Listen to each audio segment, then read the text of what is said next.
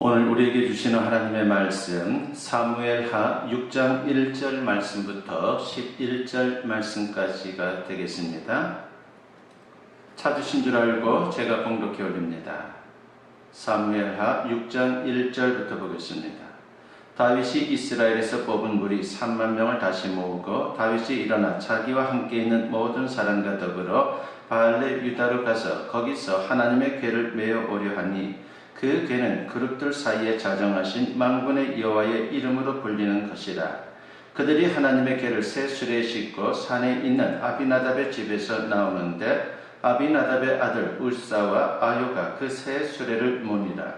그들이 산에 있는 아비나답의 집에서 하나님의 궤를 싣고 나올 때에 아요는 궤 앞에서 가고 다윗과 이스라엘 온 족속은 잣나무로 만든 여러가지 악기와 수금과 비파와 소고와 양금과 재금으로 여호와 앞에서 연주하더라. 그들이 나군의 타작마당에 이르러서는 소들이 띠므로 웃사가 손을 들어 하나님의 궤를 붙들었더니 여호와 하나님이 웃사가 잘못함으로 말미암아 진노하사 그를 그곳에서 치시니 그가 거기 하나님의 궤 곁에서 죽으니라.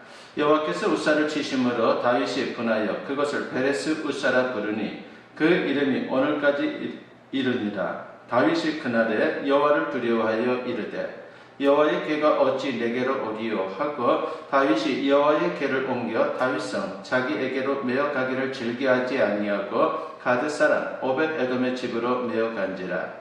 여호와의 궤가 가드 사람 오벳 에돔의 집에 석 달을 있었는데 여호와께서 오벳 에돔과 그의 온 집에 복을 주시니라. 아멘. 오늘도 주님의 이름으로 여러분을 축복합니다. 오늘 말씀의 제목은 바른 신앙이란이라고 하는 제목으로 여러분과 같이 은혜를 나누고자 합니다. 신앙생활을 하면서 나름대로 열심을 다했습니다. 그런데 정작 하나님은 기뻐하지 않고 축복하지도 않았습니다. 그러면 섭섭하고 원망할 수 있을 것입니다. 그러면서 하나님을 멀리하다가 신앙생활을 접는 경우도 생기게 될 것입니다. 혹시 여러분은 하나님 앞에 이와 같이 섭섭하고 원망스러운 경우가 없었습니까? 만일 그렇다면 둘 중에 하나일 것입니다. 하나는 신앙생활을 잘하고 있는데도 어렵고 힘든 경우입니다. 이 경우는 하나님께서 연단하시는 겁니다. 때가 되면 하나님께서 반드시 좋은 길을 열어주십니다. 조금만 더 인내하시기 바랍니다. 다른 하나는 죄송하지만 신앙생활을 잘못하는 경우입니다. 나는 잘한다고 생각하는데, 나는 최선을 다한다고 생각하는데 하나님이 보실 때는 그렇지 못한 경우인 것이죠. 만일 이런 경우라면 속히 깨닫고 돌이켜야 합니다. 세상에서 가장 억울한 게 바로 이겁니다. 신앙생활 열심히 한다고 하는데 하나님이 보실 때 전혀 엉뚱한 모습인 것입니다. 오늘 본문에 나오는 웃사가 바로 그 주인공입니다. 그는 하나님의 법궤를 운반하다가 즉사했습니다. 얼마나 비극적인 죽음입니까? 그것은 웃사가 신앙생활을 잘못했기 때문입니다. 아무쪼록 오늘 말씀을 살펴보면서 내 생각에 잘하는 신앙생활이 아니라 하나님 보시기에 잘하는 신앙생활을 하는 우리 모두가 되었으면 합니다. 법궤는 성막지성소 안에 놓았던 궤로서 하나님의 임재를 상징하는 것입니다. 성막은 광야시대에 하나님의 지시로 건축이 되었는데 광야에 운반하는 그러한 여정들이 있기 때문에 천막으로 만들었습니다. 그 안에는 북한으로 되어 있는데 안쪽에 있는 천막이 바로 지성소이고 법궤는 바로 지성소에 안치가 되었습니다. 하나님은 무소부재하지만 이스라엘 백성들에게 보이지 않는 하나님의 임재를 확인시켜 주기 위해서 하나님은 성막과 법궤를 사용하신 것입니다. 오늘 본문 2절 하반절에 법궤의 의미가 나옵니다. 그 궤는 그룹들 사이에 자정하신 만군의 여호와의 이름으로 불리는 것이라 하고 있습니다. 법궤 안에는 세 가지 물건이 들어있습니다. 우리가 잘 아는 것 아닙니까? 아론의 쌍난 지팡이가 있고, 그리고 십계명 돌판이 있고, 그리고 만나가 그 안에 들어있는 것입니다. 이것은 하나님께서 함께 하신다라고 하는 증거물들입니다. 그래서 법궤를 가리켜서 증거궤 혹은 언약궤라고 부르기도 합니다.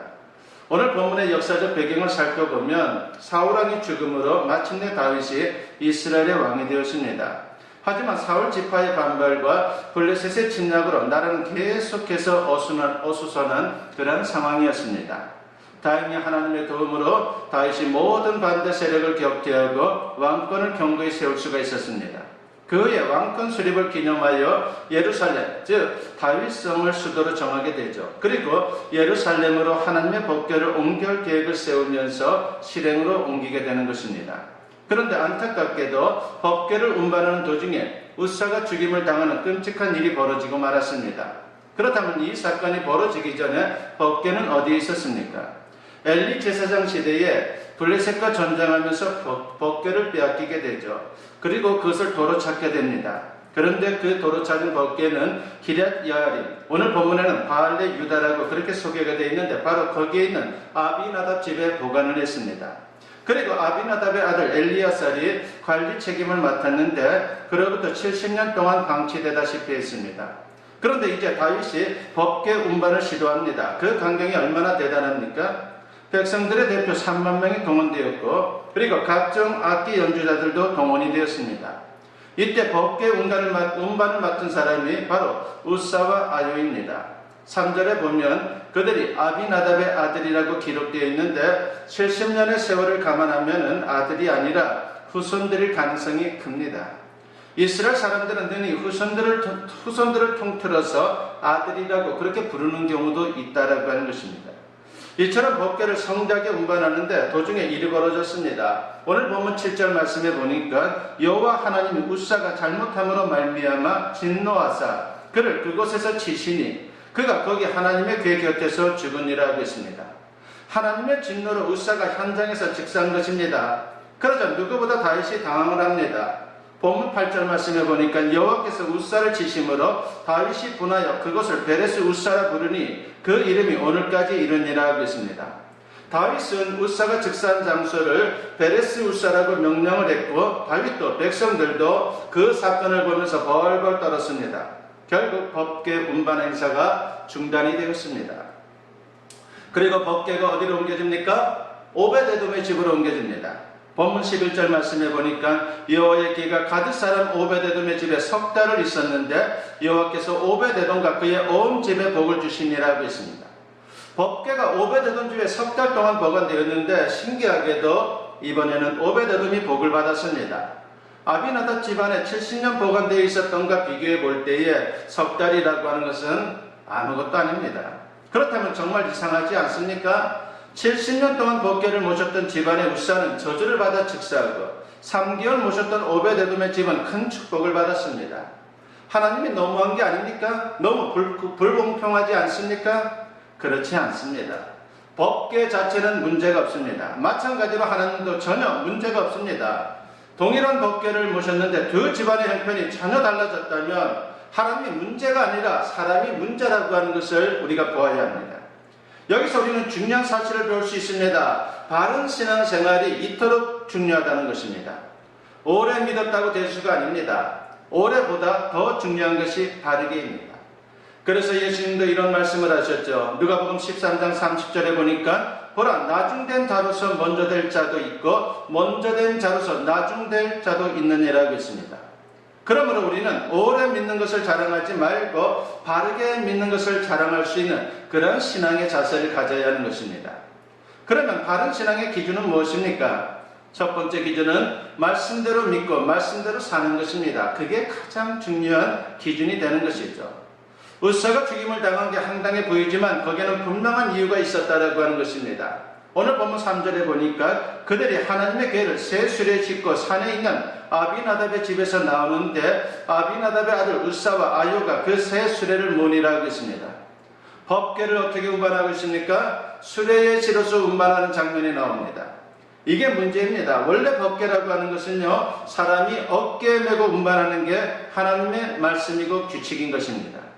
사람들이 생각할 때는 수레에, 그것도 좋은 새 수레에 운반하는 게 더 좋게 보일 수가 있습니다. 무엇보다 수레로 옮기면 얼마나 편리합니까? 그러나 그것은 블레셋을 비롯한 이방인들이 자신들의 우상과 신상을 운반할 때 사용하던 그런 방법이라고 하는 것입니다. 아마도 별 생각 없이 그들이 쓰는 방법이 좋아 보여서 그냥 따라했던 것 같습니다. 이와 같이 수레로 운반하다가 그 다음에 어떻게 됩니까? 본문 6절과 7절에 보니까 그들이 나곤의 타작마당에 이르러서는 소들이 띠므로 웃사가 손을 들어 하나님의 궤를 붙들었더니 여호와 하나님이 웃사가 잘못함으로 말미암아 진노하사 그를 그곳에서 치시니 그가 거기에 하나님의 궤 곁에서 죽으니라 하겠습니다.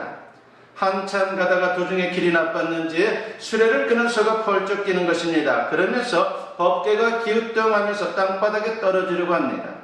웃사가 당황한 나머지 법궤를 손으로 붙잡았습니다. 바로 그 순간 하나님께서 진노하여 그를 치셨고 그는 즉사하고 말았습니다.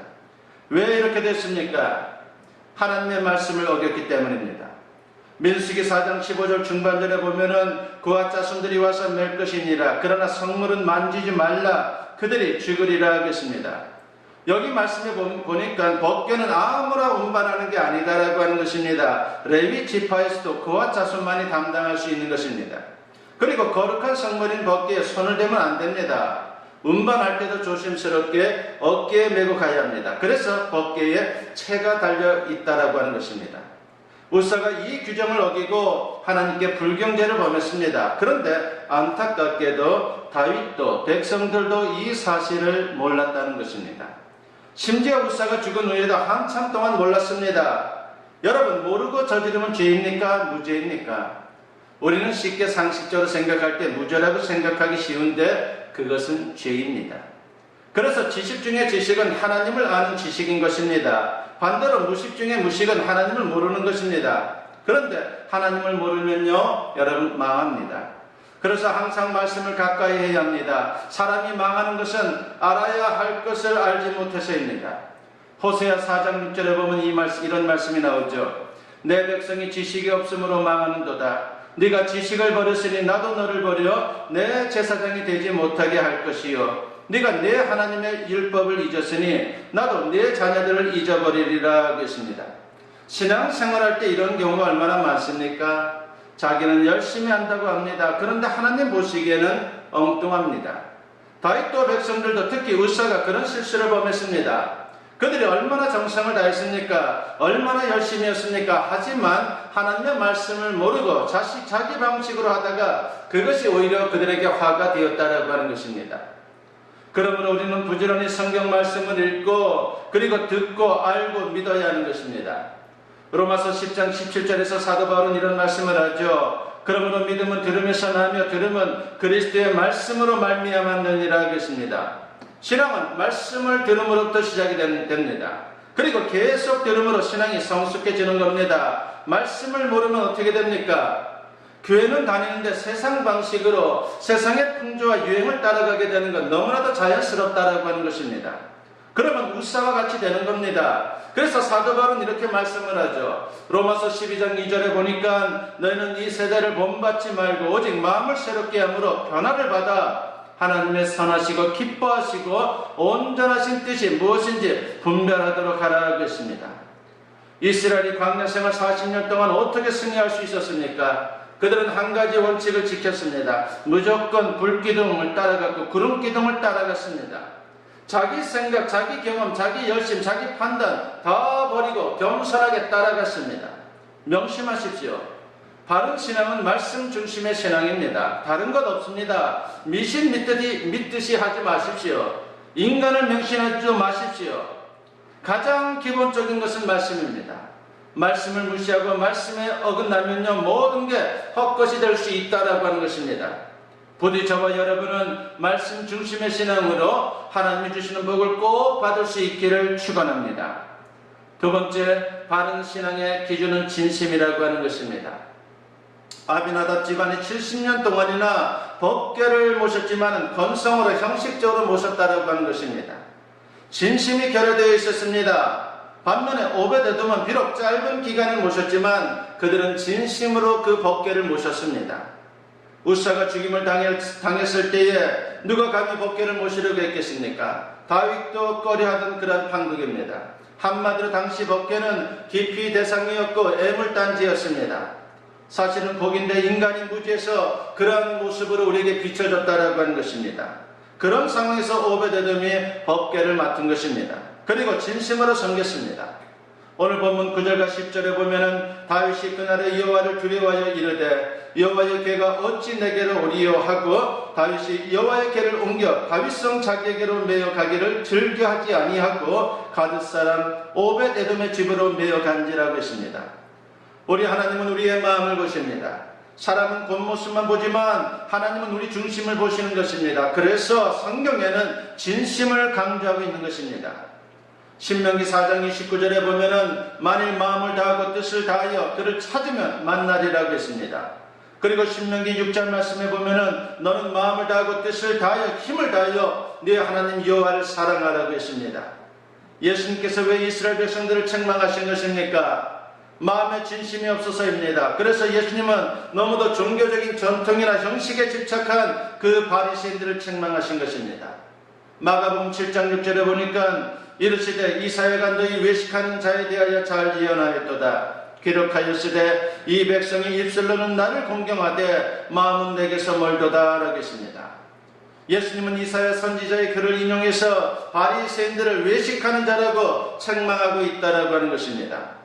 외식이란 내용은 없고 겉모습만 그럴듯하게 꾸미는 것을 말하는 것입니다. 겉으로 보면 규칙을 잘 지키는 것이니까 경건한 것처럼 그렇게 보일 수 있습니다. 그러나 그 내면에는 진정한 경건이 없다라고 하는 것입니다. 그래서 예수님은 입으로는 하나님을 잘 섬기는 것 같지만 마음은 하나님에게서 멀다라고 그들을 책망하신 것입니다.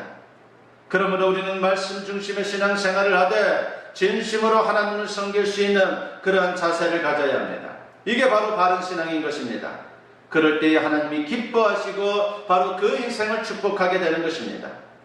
오베데돔은 바른 신앙으로 복받은 사람입니다. 오늘 본문 11절에 기록되어 있지만 역대상 13장 14절에 보면은 더 자세하게 기록되어 있습니다. 거기에 보니까 하나님의 궤가 오베데돔의 집에서 그의 가족과 함께 석 달을 있습니다. 여호와께서 오베데돔의 집과 그의 모든 소유에 복을 내리셨더라고 했습니다. 유대인 역사가인 요세푸스에 의하면 오베데돔은 원래 가난한 사람이었다라고 그렇게 소개를 합니다. 참으로 힘든 인생을 살았던, 물질도 부족했고 그래서 삶이 어떻게 보면 궁핍한 그런 인생을 살았다라고 하는 것이죠. 그런데 석 달 만에 온 동네 사람들이 부러워할 만한 그런 큰 부자가 되었다라고 바로 요세푸스는 기록을 하고 있습니다. 이게 바로 영적인 법칙이며 축복의 원리입니다. 바른 신앙이 정립되면 영육간의 복을 받는 것입니다. 요한 3서 2절 말씀에 보니까 사랑하는 자여 내 영혼이 잘된 같이 네가 범사에 잘되고 강건하기를 내가 간구하노라고 했습니다. 그러므로 우리가 가장 신경 써야 될 게 뭡니까? 하나님과의 관계를 회복함으로 영혼이 먼저 풍성해져야 한다라고 하는 것입니다. 그러면 다른 문제는 저절로 해결되는 것입니다. 하나님이 함께 해주시고 도와주십니다. 인간의 노력으로 이루는 것과 비교할 수 없는 하나님의 놀라운 역사가 계속해서 나타나게 될 것입니다. 혹시 고난이 닥쳐온다 할지라도 축복의 역사는 중단되지 않습니다. 거꾸로 매놓아도 하나님이 함께 해주시면 결국은 축복이 된다라고 하는 것입니다. 여러분 요셉을 보십시오. 노예가 되어도 죄수가 되어도 오히려 그는 더 잘된 인생을 살았습니다. 이제 말씀을 마치고자 합니다. 오늘 본문은 우리에게 중요한 도전을 주고 있습니다. 오래 믿는 것도 중요하고 열심히 믿는 것도 중요합니다. 그러나 더 중요한 것은 바르게 신앙생활하는 것입니다. 말씀대로 신앙생활하고 진심으로 신앙생활하는 게 중요한 것입니다. 그러면 절대로 우사처럼 되지 않고 오벳처럼 축복된 인생이 될 것입니다. 부디 이 말씀을 마음 깊이 새기고 바른 신앙으로 승리할 수 있는 인생, 하나님의 축복을 풍성히 누리는 인생이 될 수 있기를 주님의 이름으로 간절히 축원합니다. 기도드립니다. 사랑과 은혜가 충만하신 아버지 하나님 감사합니다. 우리 모두 바른 신앙을 갖기를 원합니다. 아버지 하나님께서 겉모습만 그럴듯한 우리의 신앙이 되지 않게 하시고 하나님의 말씀을 가지고 진심으로 주님의 말씀을 따르는 인생을 통해 아버지 하나님께 영광 돌리는 우리 모두가 되게 하여 주시옵소서. 아버지 하나님 그러한 우리의 아름다운 신앙의 모습을 통해서 주님의 나라가 이 땅에 확장되게 하시고 주님의 살아 역사하심을 세상에 증거하기에 부족함 없는 하나님의 백성들 다 되게 하여 주시옵소서. 아버지 하나님, 오늘도 주님의 사랑하는 백성들, 저들의 모든 삶을 주님께 맡기오니 이제 주님께서 저들 위에 은혜를 더하여 주시사 언제나 말씀을 중심으로 진실하게 아버지 하나님의 영광을 나타내기 위해 살아갈 때에 저들을 통해서 주관하는 이 나라 이 민족이 살아나는 놀라운 역사가 나타나게 하여 주시옵소서. 감사드리옵고 예수님의 이름으로 기도드리옵나이다. 아멘. 이제는 우리 주 예수 그리스도의 은혜와 아버지 하나님의 무궁하신 사랑하심과 성령의 감화감동 역사 충만하심이 오늘 주님께 예배로 영광 돌리며 선포된 말씀과 같이 말씀과 진심으로 아버지 하나님 안에서 참으로 아름다운 신앙을 통해 승리의 인생을 살아가며 주님의 영광을 나타내기를 소원하는 그런 인생을 마음에 품고 세상을 향하는 주님의 사랑하는 자녀들 위해 지금으로부터 영원토록 함께 하시기를 간절히 축원하옵나이다. 아멘.